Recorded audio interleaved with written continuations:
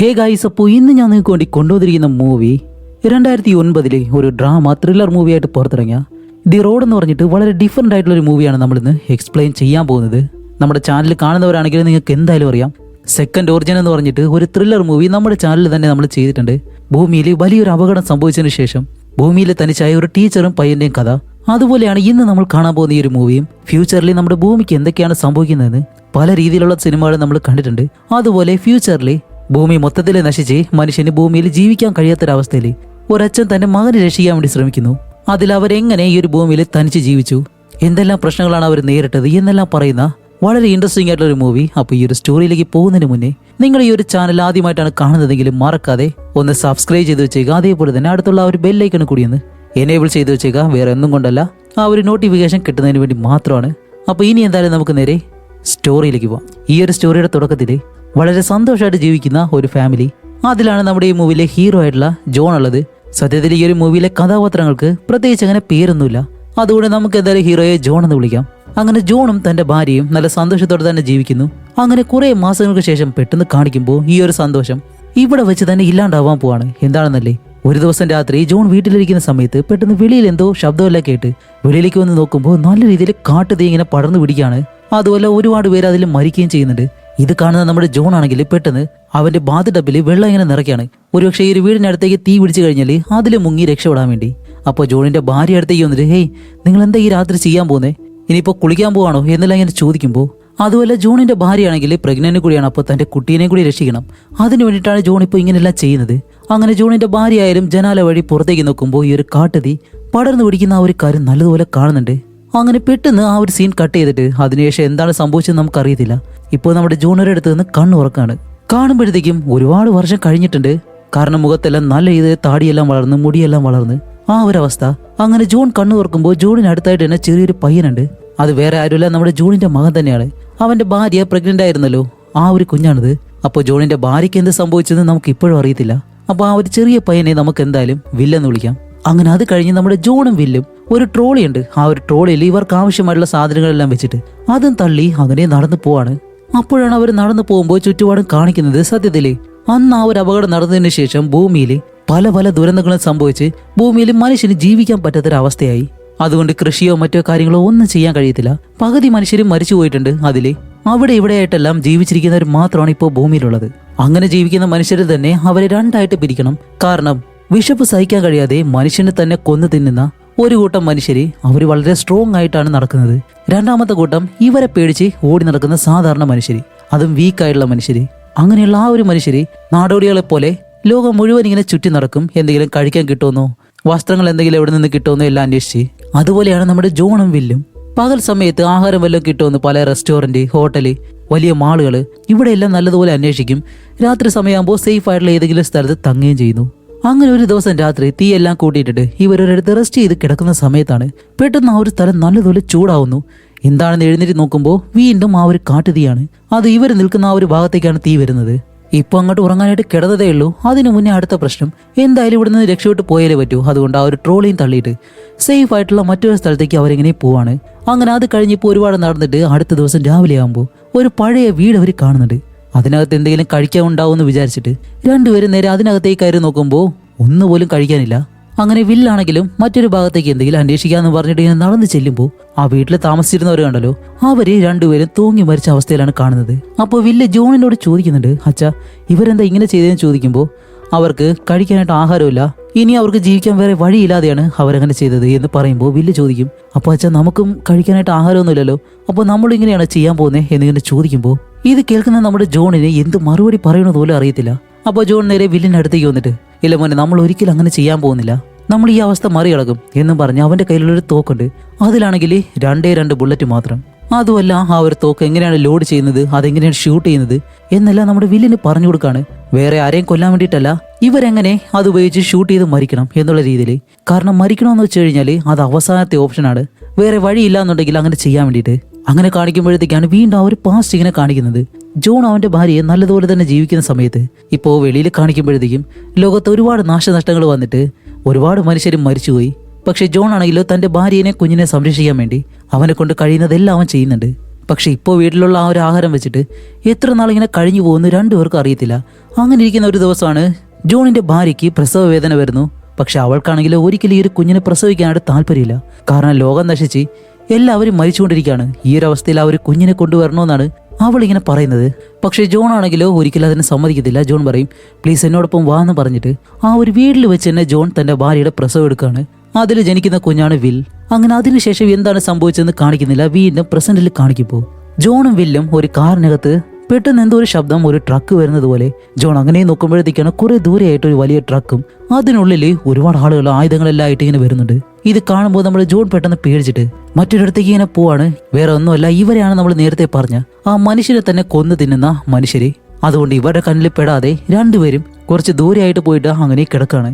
അതേസമയം ആ ഒരു ടീം അവിടേക്ക് വന്നിട്ട് അവരവിടെ നല്ലതുപോലെ പരിശോധിച്ച് അത് കഴിഞ്ഞ് അതിലുള്ള ഒരുത്തൻ ഒന്ന് മൂത്രം ഒഴിക്കാന്ന് പറഞ്ഞിട്ട് ഒരു വശത്തേക്ക് ഇങ്ങനെ വരാണ്. അവന്റെ കയ്യിലാണെങ്കിൽ തോക്കാൻ മറ്റേ കാര്യങ്ങളൊന്നുമില്ല. അതുമല്ല, അവൻ വരുന്നതോ നമ്മുടെ ജോണും വില്ലും കിടക്കുന്ന ആ ഒരു സ്ഥലത്തേക്ക്. അങ്ങനെ അവിടെ വന്ന് മൂത്രം ഒഴിച്ചുകൊണ്ട് നിൽക്കുന്ന അതേ സമയം അവനാണെങ്കിൽ നമ്മുടെ ജോണിനെ വില്ലിനെ കാണുകയും ചെയ്യുന്നു. അപ്പോഴേക്കും നമ്മുടെ ജോൺ എന്താ ചെയ്യുന്ന വെച്ചാൽ അവന്റെ കയ്യിലുള്ള ആ ഒരു തോക്കണല്ലോ അതെടുത്ത് അവനെ കാണിച്ചിട്ട്, ഞങ്ങൾ ഇവിടെയുള്ള കാര്യം നിന്റെ ടീമിനോട് പറഞ്ഞു കഴിഞ്ഞാൽ നിന്നെ ഷൂട്ട് ചെയ്ത് കൊല്ലുമെന്ന് ഇങ്ങനെ പറഞ്ഞിട്ട് ജോൺ ചോദിക്കും, അല്ല നിങ്ങൾ എന്താ കഴിക്കുന്നതെന്ന് ചോദിക്കുമ്പോൾ ഇവർ മനുഷ്യനെ കൊന്ന് തിന്നുന്നവരാണോ അതോ നോർമൽ ആയിട്ടുള്ള ആളുകളാണോ എന്ന് അറിയാൻ വേണ്ടിയിട്ടാണ് അങ്ങനെ ചോദിക്കുന്നത്. അപ്പോൾ അവൻ പറയും, ഇല്ലില്ല, ഞങ്ങൾ നോർമൽ ആയിട്ടുള്ള ഫുഡ് തന്നെയാണ് കഴിക്കുന്നത്. അതുകൊണ്ട് മര്യാദയ്ക്ക് നീ തോക്ക് താഴെ വെച്ചിട്ട് ഞങ്ങളോടൊപ്പം വരുന്നതായിരിക്കും നല്ലത്. അങ്ങനെയാണെങ്കിൽ നിനക്കും നിന്റെ മകനും ഒരു കുഴപ്പമില്ലാതെ ജീവിക്കാൻ കഴിയുമെന്ന് ഇങ്ങനെ പറയുന്നതും അവൻ എന്താ ചെയ്യുന്ന വെച്ചാൽ പെട്ടെന്ന് അവന്റെ കയ്യിലുള്ള ഒരു കത്തി എടുത്തിട്ട് നമ്മുടെ വില്ലിന്റെ കഴുത്തിലേക്ക് വെച്ച് മര്യാദയ്ക്ക് തോക്ക് താഴെ ഇടുക എന്നിങ്ങനെ പറയുമ്പോൾ നമ്മുടെ ജോണിനിപ്പോൾ വേറെ വഴിയില്ല.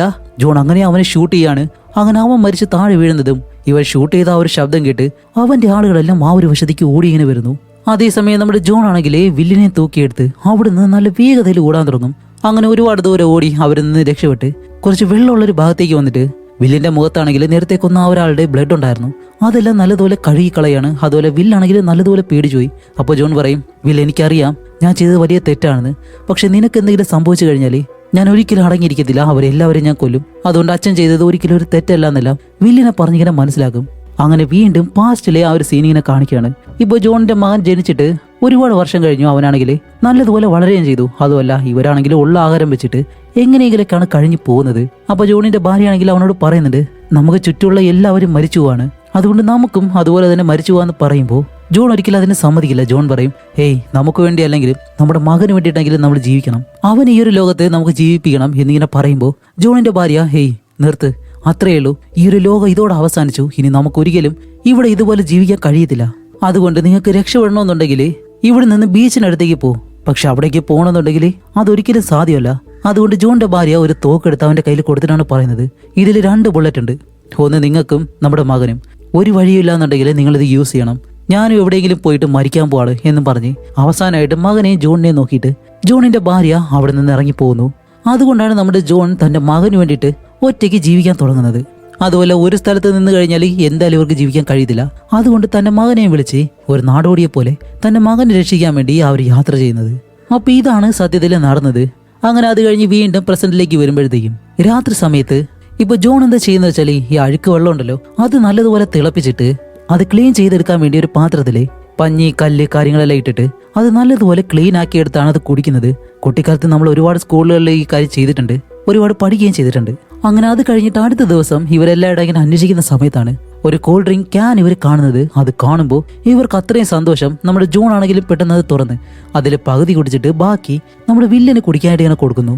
അത് കഴിഞ്ഞിട്ട് ഇവര് ഓരോ സ്ഥലമായിട്ട് ഇങ്ങനെ പോവാണ്. സത്യം പറയാലോ, ഈ ഒരു സ്ഥലമെല്ലാം കാണുമ്പോൾ ഫ്യൂച്ചറിൽ ഇങ്ങനെയെല്ലാം സംഭവിച്ചു കഴിഞ്ഞാൽ നമ്മുടെ അവസ്ഥ എന്തായിരിക്കും. അങ്ങനെ അത് കഴിഞ്ഞ് ഇവർ രണ്ടുപേരും ഒരു വലിയ പാലത്തിന് മുകളിലൂടെ നടന്നിങ്ങനെ പോവാണ്. അങ്ങനെ പോകുമ്പോഴത്തേക്ക് റെസ്റ്റ് എടുക്കാന്ന് പറഞ്ഞിട്ട് അവിടെ കിടക്കുന്ന ഒരു വണ്ടിക്കകത്ത് കയറി രണ്ടുപേരും റെസ്റ്റ് എടുക്കാൻ തുടങ്ങും. അതേസമയം വില്ലുറങ്ങുമ്പോൾ ജോൺ വെളിയിലേക്ക് വന്ന് തന്റെ പേഴ്സ് എടുത്തിട്ട് അവന്റെ ഭാര്യയുടെ ചിത്രം ഇങ്ങനെ നോക്കാണ്. അവൾ എന്തായാലും മരിച്ചു പോയിട്ടുണ്ടെന്ന് അവനറിയാം. അതുകൊണ്ട് തന്നെ ആ ഒരു വെഡിങ് റിംഗ് ഉണ്ടല്ലോ അതെടുത്ത് ആ ഒരു പാലത്തിന്റെ മുകളിലേക്ക് വയ്ക്കുന്നു. അങ്ങനെ അത് കഴിഞ്ഞിട്ട് വീണ്ടും ഇവർ രണ്ടുപേരും ഒരുപാട് ദൂരം നടന്നു ചെല്ലുമ്പോൾ ദൂരെയായിട്ട് വലിയൊരു വീടുണ്ട്. ഓക്കെ, എന്തായാലും ആ ഒരു വീടിനകത്ത് കഴിക്കാനായിട്ട് എന്തെങ്കിലും ഉണ്ടാവും എന്ന് മനസ്സിലാക്കിയ രണ്ടുപേരും ആ ഒരു വീടിനടുത്തേക്ക് ചെല്ലാണ്. അകത്തേക്ക് കയറുന്നതിന് മുന്നേ ഒരുപാട് നേരം അവിടെ വെയിറ്റ് ചെയ്യും, ആരെങ്കിലും അകത്ത് നിന്ന് വരുന്നുണ്ടോ ഇല്ലയെന്ന് അറിയാൻ വേണ്ടിയിട്ട്. അങ്ങനെ നോക്കുമ്പോഴത്തേക്ക് ആരും വരുന്നില്ല. അതുകൊണ്ട് തന്നെ രണ്ടുപേരും ഒരു ജനാല വഴി ആ ഒരു വീടിനകത്തേക്കായിരുന്നു. അകത്ത് കയറി നോക്കുമ്പോഴത്തേക്കും കഴിക്കാനായിട്ട് അങ്ങനെ ഒന്നും കിട്ടുന്നില്ല. അതേസമയം ആ ഒരു വീട്ടിലെ ഒരു ബേസ്മെന്റ് ഉണ്ട്, അതാണെങ്കിൽ മുകളിൽ നിന്ന് ലോക്ക് ചെയ്ത് വെച്ചേക്കാണ്. ജോൺ എന്താ ചെയ്യുന്ന വെച്ചാൽ പെട്ടെന്ന് ആ ഒരു ലോക്ക് പൊട്ടിച്ചിട്ട് എന്തെങ്കിലും ഉള്ളിൽ കഴിക്കാനുണ്ടെന്ന് പറഞ്ഞ് അകത്തേക്ക് ചെന്ന് നോക്കുമ്പോൾ ആഹാ, കാണാൻ പോലും കഴിയത്തില്ല. അത്രയും ഞെട്ടിപ്പിക്കുന്നൊരു കാഴ്ചയാണ്. വേറെ ഒന്നുമല്ല, അതിനകത്ത് ഡ്രസ്സൊന്നും ഇല്ലാതെ ഒരുപാട് മനുഷ്യര് ആഹാരമൊന്നും കഴിക്കാതെ ഒരുപാട് നാൾ അങ്ങനെ കിടക്കുമല്ലോ. ആ ഒരു അവസ്ഥയിൽ അതിലൊന്ന് രണ്ടുപേരും മരിച്ചിട്ടില്ല. അതിലൊരാൾ എഴുന്നേറ്റ് ജോണിന്റെ അടുത്തേക്ക് വന്ന് എന്നെ രക്ഷിക്കുന്ന ഇങ്ങനെ പറയുന്നതും ജോൺ പെട്ടെന്ന് വില്ലിനെ വിളിച്ച് നേരെ മുകളിലേക്ക് ഇങ്ങനെ വരികയാണ്. മുകളിലേക്ക് വരുന്ന സമയത്താണ് നമ്മുടെ വില്ല് പറയുന്നത്, അച്ഛാ വെളിയിലേക്ക് നോക്ക് എന്നിങ്ങനെ പറയുന്നതും വെളിയിൽ നിന്ന് ഇപ്പോൾ ഒരുപാട് ആളുകൾ ഇതിനകത്തേക്ക് കയറി വരുന്നു. അതുമല്ല അവരുടെ കയ്യിൽ തോക്കല്ലാണ്ട്. അപ്പൊ ഇവിടെ നിന്ന് വെളിയിലേക്ക് പോയി കഴിഞ്ഞാല് എന്തായാലും അവർ നമ്മളെ പിടിക്കാതുകൊണ്ട് ജോൺ നേരെ വില്ലിനെ വിളിച്ച് മുകളിലത്തെ ഒരു മുറിയിലേക്ക് വന്ന് നോക്കുമ്പോഴത്തേക്കും അവിടെയാണ് ഒരു കാര്യം. എന്താണെന്ന് വെച്ചാല് ആ റൂമിനകം മുഴുവനായിട്ടും ബ്ലഡ് ആണ്. കാരണം ഈ വീട്ടിൽ താമസിക്കുന്നവരാണ് ഇപ്പൊ അകത്തേക്ക് വരുന്നത്. അവരാണെങ്കിലോ മനുഷ്യരെ പിടിച്ച് അവരെ വേട്ടയാടി കൊല്ലുന്നവര്. അങ്ങനെ പിടിച്ചുകൊണ്ടുവന്ന മനുഷ്യരാണ് ആ ഒരു ബേസ്മെന്റിൽ പൂട്ടിയിട്ടേക്കുന്നത്. അപ്പോൾ ആരുടെ കയ്യിൽ നിന്നാണ് രക്ഷപ്പെട്ട് പോകാനായിട്ട് ശ്രമിച്ചത്? അവരുടെ വീട്ടിൽ തന്നെ രണ്ടുപേരും വന്ന് പെട്ടുപോയി. ഇനി എന്ത് ചെയ്യുമെന്ന് ആലോചിച്ച് നിൽക്കുമ്പോൾ താഴെ വന്നവര് ഇവര് രണ്ടുപേരും ഇരിക്കുന്ന ആ ഒരു റൂമിനടുത്തേക്ക് നടന്നു വരാൻ പോവാണ്. ശബ്ദമെല്ലാം കേൾക്കുന്നുണ്ട്. ജോൺ ആണെങ്കിൽ ആ ഒരു തോക്ക് കൊണ്ട് ഡോറിനടുത്ത് തന്നെ നിൽക്കാണ് വരുമ്പോൾ ഷൂട്ട് ചെയ്യാനായിട്ട്. പക്ഷേ ഈ ഒരു ഒറ്റ ബുള്ളറ്റ് വെച്ചിട്ട് അവൻ എങ്ങനെ അവരെ ഷൂട്ട് ചെയ്യാനായിട്ട് ഒരിക്കലും കഴിയത്തില്ല. അപ്പോൾ താൻ പെട്ടാലും തന്റെ മകൻ ഒരിക്കലും അവരുടെ കയ്യിൽ പെട്ട് ഒരിക്കലും കഷ്ടപ്പെടരുത് എന്നുള്ള രീതിയിൽ ജോൺ നേരെ ആ ഒരു തോക്ക് എടുത്തുകൊണ്ട് വന്ന് വില്ലിന്റെ തലയിലേക്ക് വെക്കാണ്.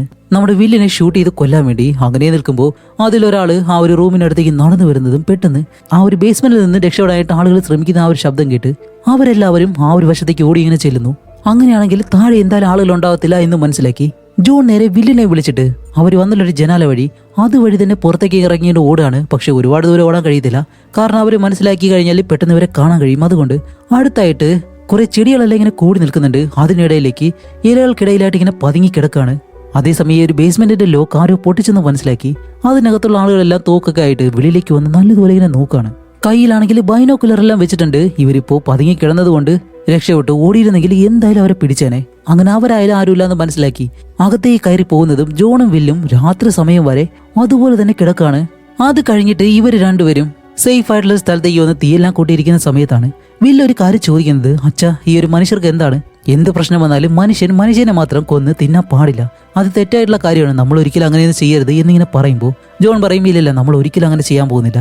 അങ്ങനെ അത് കഴിഞ്ഞിട്ട് വീണ്ടും ഇവർ ഒരുപാട് ദൂരം നടന്ന് ഇപ്പൊ നമ്മുടെ ജോൺ ഉണ്ടല്ലോ അവൻ ജനിച്ചു വളർന്ന ആ ഒരു സ്ഥലത്തേക്ക് വരാണ്. അതുമല്ല അവിടെയുള്ള ഒരു വീടിനകത്തേക്ക് കയറി ചെല്ലുമ്പോൾ തന്റെ വീട് സ്ഥലമെല്ലാം എങ്ങനെ മാറിയിട്ടുണ്ടെന്ന്.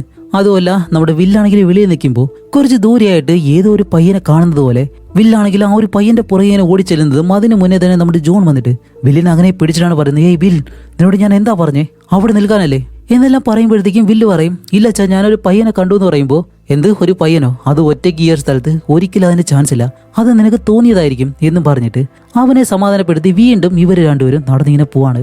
അത് കഴിഞ്ഞിട്ട് ഇവർ രണ്ടുപേരും ഒരു പഴയ വീടിനകത്തേക്ക് കയറാണ്. അകത്തേക്ക് കയറി നോക്കുമ്പോഴത്തേക്കും വീടിന് വലിയ കുഴപ്പമൊന്നുമില്ല.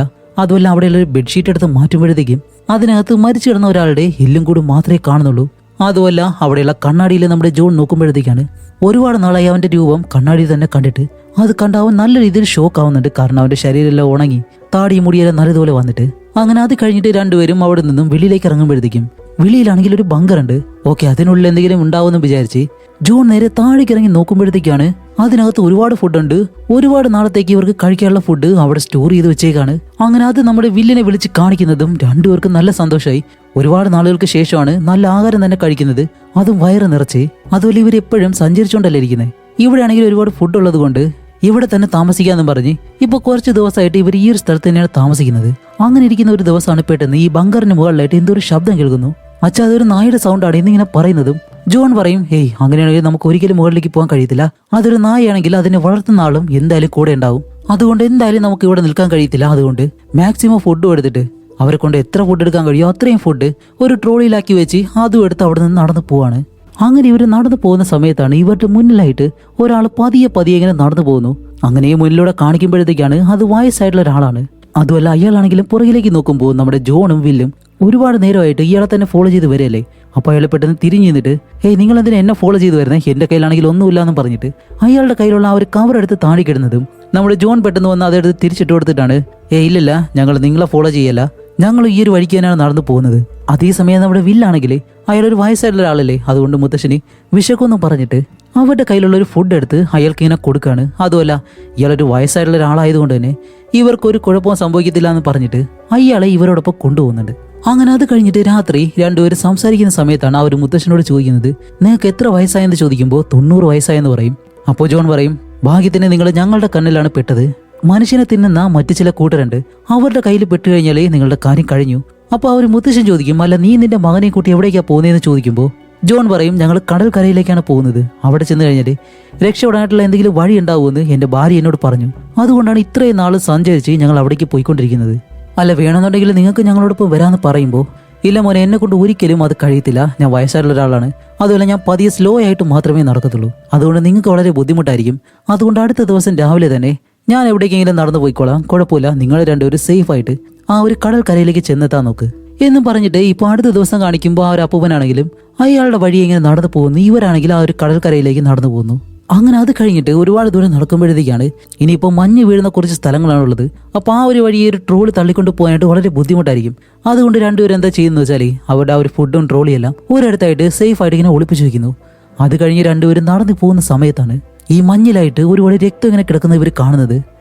അങ്ങനെയാണെങ്കിൽ മനുഷ്യരെ തിന്നുന്ന ആളുകൾ ഇവിടെ ഉണ്ടാവുമെന്ന് മനസ്സിലാക്കി അവർ നോക്കുമ്പോഴത്തേക്കാണ് സത്യം തന്നെയാണ്. കുറച്ച് ദൂരെയായിട്ട് ഒരു ലേഡിയും അതേപോലെ തന്നെ അവരുടെ മകളെയും ആ മനുഷ്യരെ തിന്നുന്ന ആളുകളുണ്ടല്ലോ അവർ വന്നിങ്ങനെ പിടിക്കുന്നത് കാണുന്നതും നമ്മുടെ ജോൺ വില്ലിനെയും കൂട്ടി അവിടെ നിന്ന് ഓടുകയാണ്.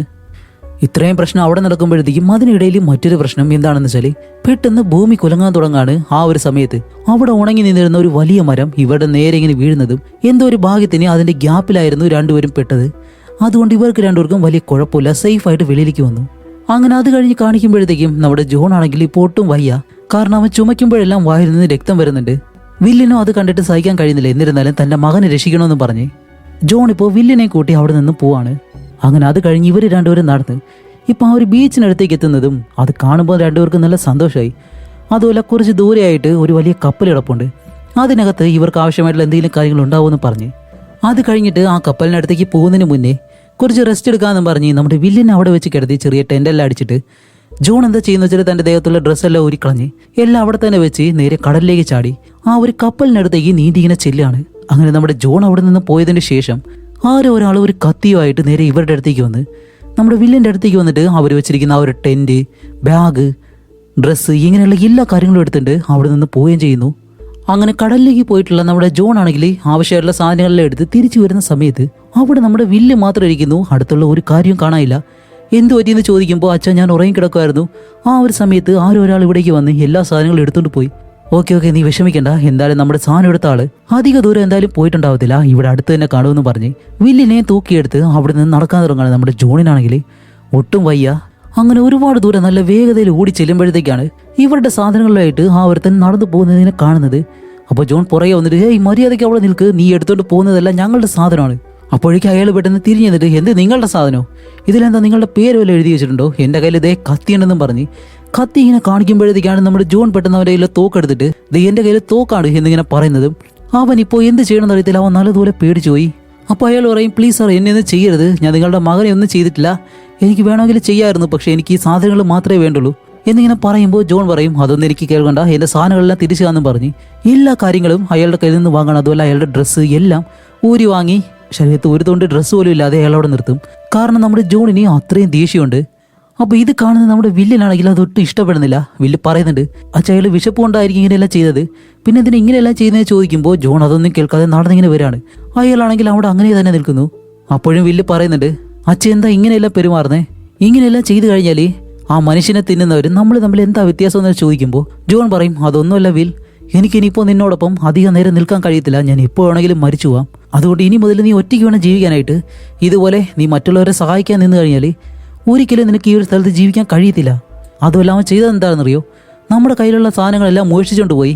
അതുമല്ലാതെ നമ്മൾ ചോദിക്കാൻ വന്നപ്പോൾ കത്തി വെച്ച് നമ്മളെ ഭീഷണിപ്പെടുത്തി. ഇതുപോലെയുള്ള ഒരുത്തനെ ഇങ്ങനെയാണ് ചെയ്യേണ്ടത്, അതുകൊണ്ട് നീയും ഇതെല്ലാം മനസ്സിലാക്കിയേ പറ്റൂ. അങ്ങനെയാണെങ്കിലേ ഞാൻ നിന്നോടൊപ്പം ഇല്ലാതിരിക്കുമ്പോൾ നിനക്ക് ഈ ഒരു ലോകത്ത് സർവൈവ് ചെയ്ത് ജീവിക്കാനായിട്ട് കഴിയത്തുള്ളൂ. പക്ഷെ ഇത്രയൊക്കെ പറഞ്ഞിട്ട് നമ്മുടെ വില്ല് അതൊന്നും കാര്യമാക്കുന്നില്ല. അയാൾക്ക് ആഹാരവും വസ്ത്രവും നമ്മൾ കൊടുത്തേ പറ്റുള്ളൂ എന്ന് പറഞ്ഞിട്ട് നമ്മുടെ ജോൺ ആണെങ്കിലും ആ ഒരു ദേഷ്യംകാരനാണ് അങ്ങനെയെല്ലാം ചെയ്തത്. അതുകൊണ്ട് അയാളുടെ ഡ്രസ്സും അതേപോലെ തന്നെ കുറച്ച് ആഹാരം എടുത്ത് അവിടേക്ക് കൊണ്ടുവച്ച് അയാളിങ്ങനെ വിളിച്ചു നോക്കുന്നുണ്ട്. പക്ഷേ ആ ഒരാളെ എവിടെയും കാണാനില്ല. അതുകൊണ്ട് തന്നെ അവര് ആ ഒരു കാര്യം അവിടെ വെച്ചിട്ട് അവിടെ നിന്ന് വീണ്ടും നടക്കാണ്. ഓക്കെ, ഈ ഒരു ബീച്ചിനടുത്തേക്ക് വന്നിട്ട് രക്ഷപ്പെടാനായിട്ട് ഒരു മാർഗ്ഗമില്ല എന്ന് മനസ്സിലാക്കി രണ്ടുപേരും ബീച്ചിനടുത്തായിട്ട് ചെറിയൊരു ടൗൺ ഉണ്ട്, അതിനടുത്തേക്ക് ഇങ്ങനെ ചെല്ലാണ്. അങ്ങനെ നടന്നു പോകുമ്പോഴത്തേക്കും പെട്ടെന്ന് ആരോ ഒരാള് നമ്മുടെ ജോണിനെ അറ്റാക്ക് ചെയ്യാൻ തുടങ്ങുന്നു. ജോണിന്റെ കാലിലേക്ക് അമ്പ് ചെയ്ത് കൊടുക്കുന്നു. അങ്ങനെ നമ്മുടെ ജോൺ ആണെങ്കിലും പെട്ടെന്ന് അവൻ തള്ളിക്കൊണ്ടുവന്ന ആ ഒരു വണ്ടി ഉണ്ടല്ലോ അതിന് പുറകിലായിട്ട് ഒളിച്ചിരുന്നിട്ട് ആരാണ് ഇവരെ ഷൂട്ട് ചെയ്യുന്നത് നോക്കുമ്പോഴത്തേക്കും അടുത്തുള്ളൊരു ബിൽഡിങ്ങിൽ നിന്നാണ് ഇവനെ അമ്പ് ചെയ്തിട്ടുള്ളത്. അതുമല്ല നമ്മുടെ ജോൺ ആണെങ്കിൽ ആ ഒരു കപ്പലിൽ നിന്നും ഒരുപാട് കാര്യങ്ങൾ എടുത്തുകൊണ്ട് വന്നിട്ടുണ്ടായിരുന്നല്ലോ. അങ്ങനെയുള്ള ഒരു കാര്യമാണ് ഈ ഫ്ലെയർ ഗൺ. അതെടുത്ത് ആ ഒരു വീടിനകത്തേക്ക് ജനാല വഴി ഇങ്ങനെ അടിച്ചു കൊടുക്കുന്നതും അകത്തേക്ക് പോകുമ്പോൾ തന്നെ ആരോ അലറുന്ന ഒരു ശബ്ദം കേൾക്കുന്നുണ്ട്. അങ്ങനെ അത് കഴിഞ്ഞ് ജോൺ നേരെ ആ ഒരു വീടിനകത്തേക്ക് മുകളിലേക്ക് ചെന്ന് നോക്കുമ്പോൾ ജോണിനെ അറ്റാക്ക് ചെയ്തല്ലോ, അയാൾ മരിച്ചു പോയിട്ടുണ്ട്. അതുമല്ല അയാളുടെ ഭാര്യയാണ് അവിടെ ഉള്ളത്. അപ്പോൾ ജോൺ പറയും, എന്നെ അറ്റാക്ക് ചെയ്തല്ലേ, നിനക്ക് ഇത് തന്നെ വേണമെന്നും പറഞ്ഞിട്ട് ജോൺ തൻ്റെ മകനെയും വിളിച്ച് അവിടെ നിന്ന് പോവാണ്. അതുമല്ല ആ ഒരു അമ്പ് കാലിൽ കൊണ്ടതുകൊണ്ട് തന്നെ ഒരുപാട് രക്തം പോയി. അതേപോലെ തന്നെ നല്ല രീതിയിൽ ഇൻഫെക്ഷൻ ആയിട്ട് ജോൺ ഇപ്പോൾ പതിയെ പതിയെ മരിക്കുന്ന ഒരു അവസ്ഥയിലേക്ക് വന്നിരിക്കുകയാണ്. അതുകൊണ്ട് തന്നെ ജോണിന് നല്ലതുപോലെ നടക്കാൻ പോലും കഴിയുന്നില്ല. അങ്ങനെ പോയിക്കൊണ്ടിരിക്കുമ്പോൾ പെട്ടെന്ന് ഒരിടത്തേക്ക് വന്ന് വീണിട്ട് താഴെ ഇങ്ങനെ കിടക്കുമ്പോഴത്തേക്കാണ് വില്ല് വന്നിട്ട് അച്ഛാ എന്താ സംഭവിച്ചെന്നെല്ലാം ചോദിക്കുമ്പോൾ, ഇല്ല മോനെ, ഇനി ഒരിക്കലും എന്നെ കൊണ്ട് നടക്കാൻ കഴിയുമെന്ന് തോന്നുന്നില്ല. ഇനി നിന്നെ നോക്കേണ്ടത് നീ മാത്രമാണ്. അച്ഛാ പ്ലീസ് അങ്ങനെയൊന്നും പറയരുത്. അച്ഛനില്ലാന്നുണ്ടെങ്കിൽ ഞാൻ എങ്ങനെ ജീവിക്കും? ഇനി അങ്ങനെയാണ് നീ ജീവിക്കേണ്ടത്. ഞാൻ എന്തായാലും മരിക്കാൻ പോവാണ്. അതുകൊണ്ട് ആരെയും വിശ്വസിക്കരുത്, ആരെയും സഹായിക്കരുത്. ഈ തോക്ക് കയ്യിൽ വെച്ചോ, ആരെടുത്ത് വന്നാലും ഒന്നും ആലോചിക്കരുത്, അവരെ ഷൂട്ട് ചെയ്യണം എന്നെല്ലാം പറയുന്ന സമയത്ത് നമ്മുടെ വില്ല് പറയുന്നുണ്ട്, ഇല്ല അച്ഛാ, എന്തായാലും അച്ഛന് സുഖമാവും. ഇന്ന് രാത്രി നമുക്ക് ഇവിടെ തന്നെ താമസിക്കാം. അച്ഛൻ്റെ കാലെല്ലാം മുറിവെല്ലാം ഉണങ്ങിയിട്ട് കുഴപ്പമൊന്നുമില്ലാതെ വരുമെന്നെല്ലാം പറഞ്ഞ് ജോണിന്റെ ദേഹത്ത് ഒരു പുതപ്പെല്ലാം ഇട്ടിട്ട് വില്ലാണെങ്കിൽ ജോണിനോടൊപ്പം അവിടെ തന്നെ കിടക്കാണ്. അങ്ങനെ ആ ഒരു ദിവസം കഴിഞ്ഞ് ഇപ്പൊ അടുത്ത ദിവസം നമ്മുടെ വില്ല് ജോണിനെ എഴുന്നേൽപ്പിക്കാൻ ശ്രമിക്കുമ്പോൾ ജോൺ എഴുന്നേൽക്കുന്നില്ല. കാരണം ജോൺ ആ ഒരു സ്ഥലത്ത് വെച്ച് തന്നെ മരിച്ചുപോയി. അതുമല്ല ജോൺ മരിച്ചതിന് ശേഷം വില്ലിന് എന്ത് ചെയ്യണമെന്നുള്ള അറിയത്തില്ല. അതുകൊണ്ട് തന്നെ ഒരുപാട് ദിവസമായിട്ട് അവിടെ തന്നെ ഇരിക്കുകയാണ്, എവിടെയും പോകുന്നില്ല.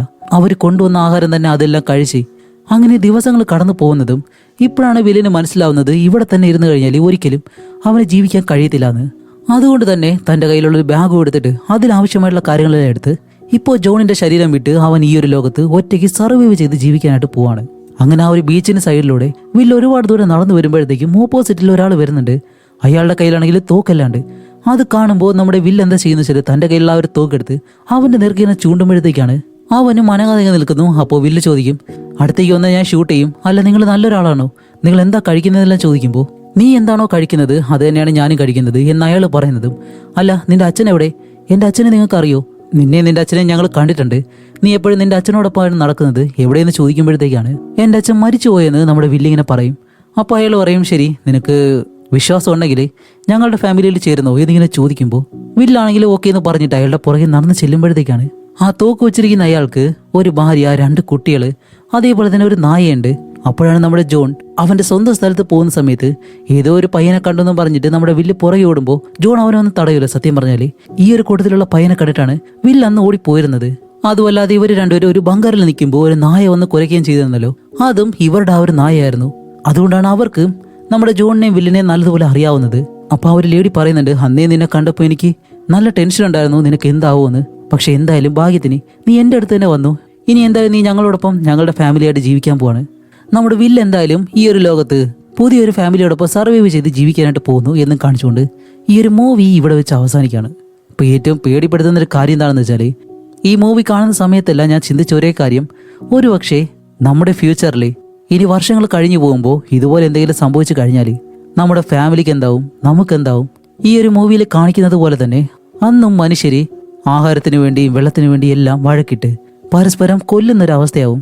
അതുപോലെയൊന്നും ഒരിക്കലും സംഭവിക്കാതിരിക്കട്ടെ. അപ്പോൾ ഇതുപോലെയുള്ള അടുത്തൊരു മൂവിയായിട്ട് പെട്ടെന്ന് വരാം. അതുവരയ്ക്കും ബായ്.